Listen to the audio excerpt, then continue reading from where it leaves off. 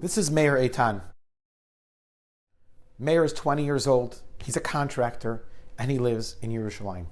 For some reason, Meir feels and has always felt a deep attachment to the mitzvah of tzitzis.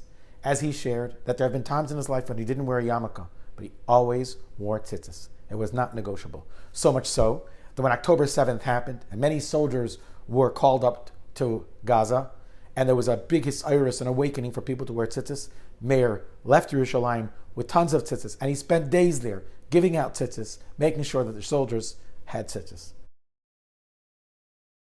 Fast forward almost a year later. Meir is doing parquet floors. In his hand is a handheld circular saw with no shield. Mistake number one. At some point, Meir leans over to get a better angle, and he feels like a blow to his chest. Initially, he had no idea what happened, but turns out that the blade jumped back and it cut Meir.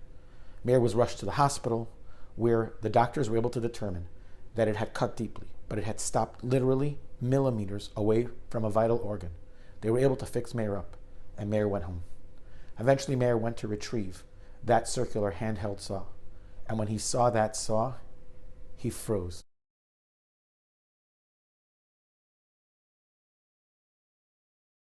Because you see, wrapped around the inside of the blade of the saw was Meir's tzitzis. It had cut right through his t-shirt. But when it got to the tzitzis, it caught the tzitzis, and the tzitzis stopped the blade from spinning and cutting deeper. Meir's commitment, his attachment to the mitzvah of tzitzis, and his dedication to spreading it to other people, perhaps had created a schos of merit that when he was in a difficult situation, his tzitzis came to rescue his life. An amazing story of Hashgacha Pratis and the schos of the mitzvah of tzitzis.